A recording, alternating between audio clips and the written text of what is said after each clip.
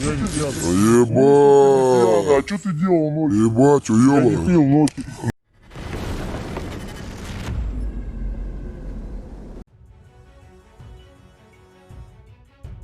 A Russian medic who has deserted from the Russian army and is seeking asylum in France has given a vivid account of the grim conditions on the Russian front line in Ukraine, the brutality of the Russian commanders, and the threats faced by Russian troops. 40-year-old Alexei Zhilyaev from Marino near St. Petersburg deserted from the Russian army in August 2024 after 9 months of service as a medic. He fled Russia with the aid of a dissident group and is now in France, where he is seeking political asylum. Interviewed by Radio Free Europe, Zhilyaev says that he had trained as a medic as a student. He was inspired to join the army by seeing crowds of people without arms and legs, on crutches and in wheelchairs, getting off the train in St. Petersburg. He was taken to Ukraine only a week after signing a contract with the army, but found the liberated territories a desolate wasteland. Everything is destroyed. Everyone who remains works in markets, shops, car repair shops, hotels. There is nothing else left there. No production, no work. No one is waiting for us there as liberators. Even if they smile at you, for example, in a store, you can tell from their look that they hate you.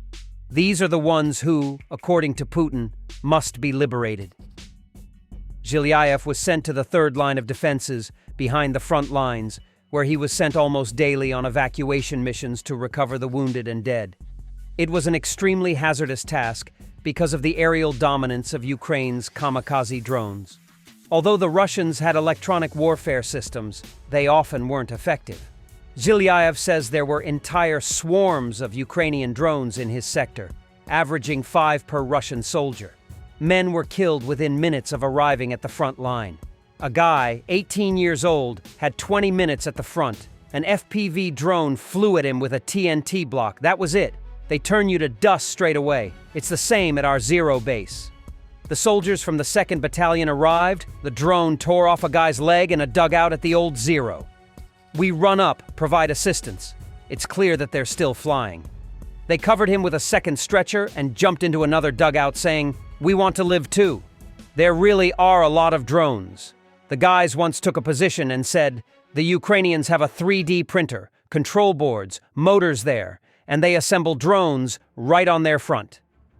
He is harshly critical of Russian commanders, who he says direct their troops as if they were playing a game of command and conquer. Red alert. The Russians rely on crude meat assault tactics, with the Ukrainians constantly preparing traps for them as they withdraw.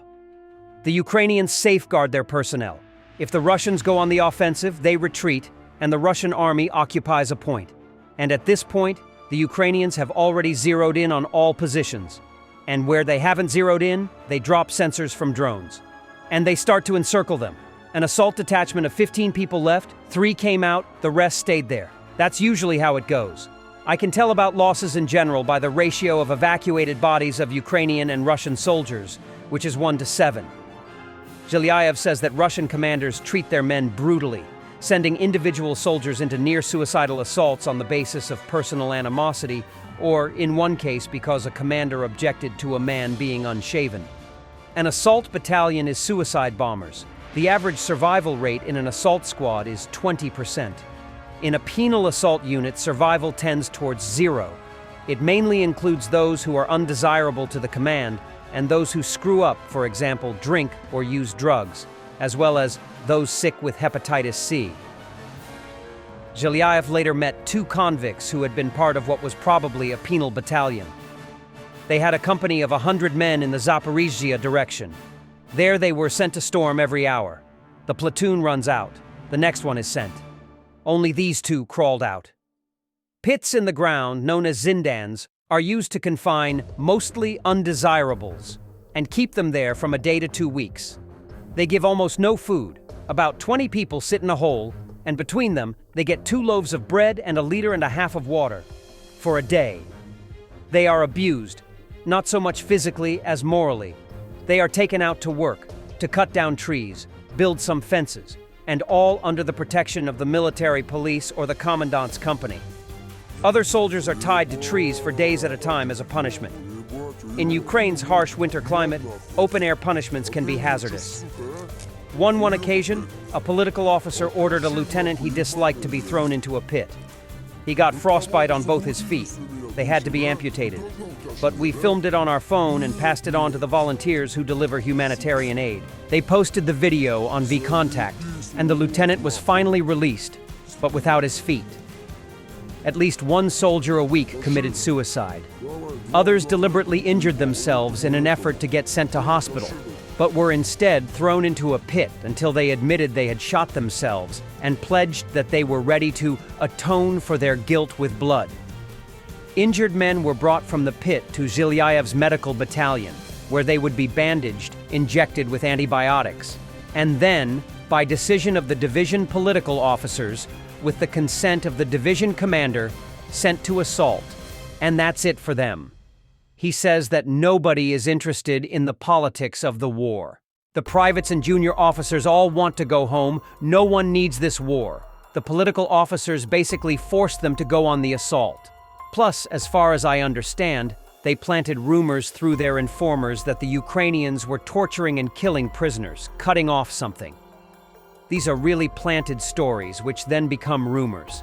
But there was never any political propaganda about Nazis and Banderites.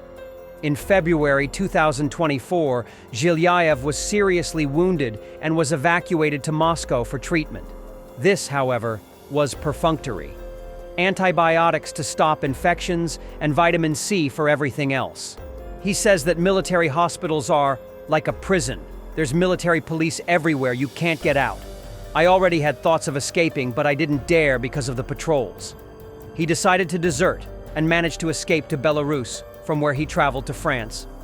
Zhilyaev reflects on the senselessness of our work and my personal work. You rescue a person, they transport him on the evacuation route, he lies in the hospital for a month, and then there are memorable names, funny ones, and when I had access to statistics to fill out reports, I look, and the person is already dead. You rescued him, and thirdly, the life cycle of any Russian soldier ends in assaults. There you either have to kill or die, and I don't want either one. Reports from various sources indicate that Russian soldiers in Ukraine are facing severe abuse and torture at the hands of their own commanders. Accounts describe beatings, harsh punishments, and degrading treatment used to enforce discipline and suppress dissent. These practices reflect growing morale issues and internal conflicts within Russian military ranks as the war continues. Thanks for watching, and don't forget to subscribe.